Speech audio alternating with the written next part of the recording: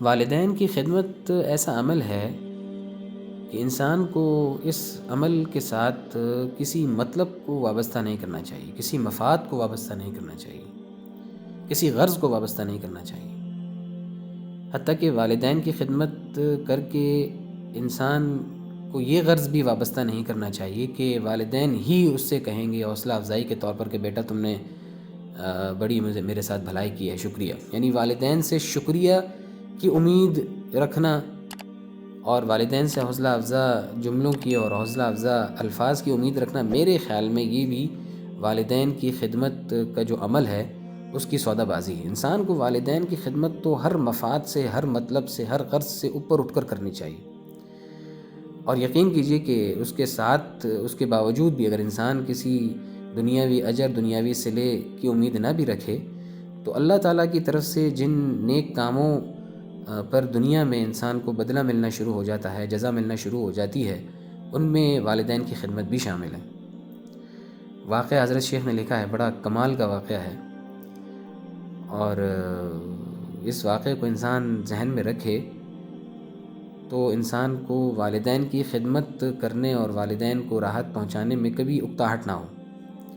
کیونکہ انسان تو ویسے بھی دنیا کی محبت انسان کے دل میں بڑی گھسی رہتی ہے، دنیا کی محبت انسان کے دل میں پیوست ہے۔ تو یہ واقعہ ہمیں بتاتا ہے کہ انسان جب خدمت کرے والدین کی، اگر بے غرض اور بے مفاد ہو کر کرے گا، تب بھی دنیا ہی میں اس کو اللہ تعالیٰ کی طرف سے اس کے بدلے اور اس کے اجر اور دنیاوی اعتبار سے اس کو نعمتیں ملنا شروع ہو جائیں گی۔ ایک شخص تھا، اس کے 4 بیٹے تھے۔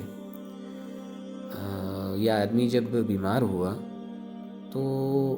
اس کے جو یہ 3 بیٹے تھے، ان میں سے ایک بیٹے نے اپنے دوسرے دونوں بھائیوں سے کہا کہ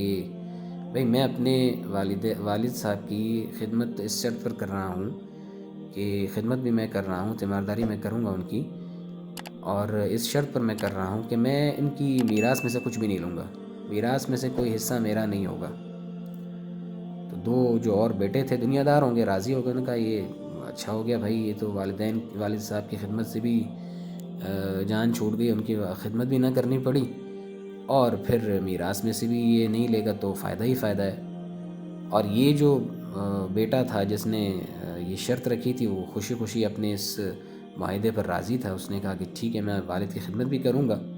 اور اس کے بدلے میں کوئی میراث بھی نہیں لوں گا، بلکہ خدمت تو کروں گا اور میراث جو میرا حق ہے وہ بھی نہیں لوں گا۔ خوب خدمت کی، خوب خدمت کی۔ اللہ تعالیٰ کی طرف سے طے تھا، والد کا انتقال ہو گیا، اور جو معاہدہ کیا تھا بھائیوں سے، اس کے مطابق اس نے میراث میں سے بھی، اس کے والد کے ترکے میں سے بھی کچھ نہیں لیا۔ رات کو وہ سویا تو ایک شخص کو خواب میں دیکھتا ہے، وہ شخص اس سے کہہ رہا ہے کہ دیکھو بھائی، فلاں جگہ 100 دینار رکھے ہیں، 100 اشرفیاں رکھی ہیں،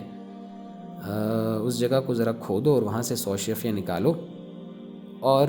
ان 100 اشرفیوں کو اپنے کام میں لے آؤ۔ یہ خزانہ تمہیں دیا جا رہا ہے، کوئی اللہ تعالیٰ کی طرف سے یہ خزانہ تمہیں دیا جا رہا ہے۔ اسے خواب میں یہ بات بتائی گئی، تو اس نے اس خواب میں ہی اس شخص سے پوچھا کہ مجھے یہ بتاؤ کہ یہ جو 100 اشرفیاں مجھے ملیں گی، ان میں برکت ہوگی یا برکت نہیں ہوگی؟ تو اس نے کہا کہ برکت تو ان میں نہیں ہے۔ اب جب اس نے یہ کہا کہ برکت تو ان میں نہیں ہے، تو اس نے صبح کو اپنی یہ خواب اپنے گھر والی کو ذکر کیا، تو گھر والی ہوتی ہے، اس نے کہا کہ بھئی جا کے نکال لاؤ، اللہ تعالیٰ کی طرف سے نعمت مل رہی ہے، خواب میں بتایا گیا ہے۔ تو اس نے کہا نہیں، میں نے پوچھا ہے، جس میں برکت نہیں ہے تو بس پھر مجھے یہ پیسہ نہیں چاہیے۔ اللہ کی شان، دوسرے دن دوبارہ خواب دیکھا۔ اس خواب میں اس کسی جو کہنے والا تھا، اس نے کہا بھئی دوسری جگہ 10 دینار رکھے ہوئے ہیں، وہ لے لو۔ اس نے کہا کہ ان دیناروں میں برکت ہے، ان اشرفیوں میں برکت ہے یا نہیں ہے؟ اس نے کہا نہیں، برکت تو ان میں بھی نہیں ہے۔ صبح اٹھا، صبح کو اس نے اپنی گھر والی کو پھر یہ بات سنائی، اس کی گھر والی پھر پیچھے پڑ گئی، بھائی نکال لاؤ، اللہ کی طرف سے نعمت مل رہی ہے۔ اس نے کہا نہیں، برکت نہیں ہے تو پھر یہ چیز میرے گھر نہیں آ سکتی، برکت نہیں ہے، میں نہیں لوں گا، 10 ہوں 100 دینار ہوں، میں نہیں لوں۔ تیسرے دن کوئی شخص آ کر دوبارہ اس کو کہتا ہے کہ بھئی فلاں جگہ جاؤ، وہاں پر تمہارے لیے 1 اشرفی رکھی ہوئی، 1 دینار رکھا ہوا، وہ لے لو۔ اس نے کہا یہ بتاؤ کہ اس 1 اشرفی اور 1 دینار میں برکت ہے یا نہیں؟ تو وہ خواب والے شخص نے کہا کہ ہاں، اس میں برکت ہے، اس میں 1 دینار ہے، لیکن اس میں اللہ تعالیٰ کی طرف سے برکت ہے۔ وہ اٹھا اور صبح جا کر وہاں پر اس نے زمین کھودی اور وہاں سے اس کے واقعی ایک دینار مل گیا، اور وہ دینار لے آیا، اور پھر اس دینار سے اس نے بازار سے 2 مچھلیاں خریدیں، اور اللہ کی شان یہ کہ ان میں سے ہر ایک مچھلی میں سے، دونوں میں سے ہر ایک مچھلی کہ جب اس کو کاٹا تو اس کے اندر سے ایک ایسا قیمتی قسم کا موتی نکلا،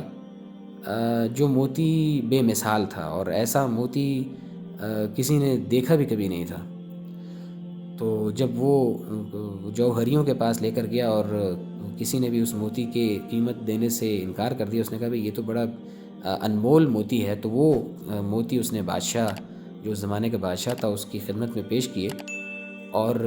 اس بادشاہ نے بڑے اصرار کے ساتھ اس سے وہ جو دونوں موتی تھے وہ بہت بڑی قیمت میں، روایت جو حکایت ہے اس میں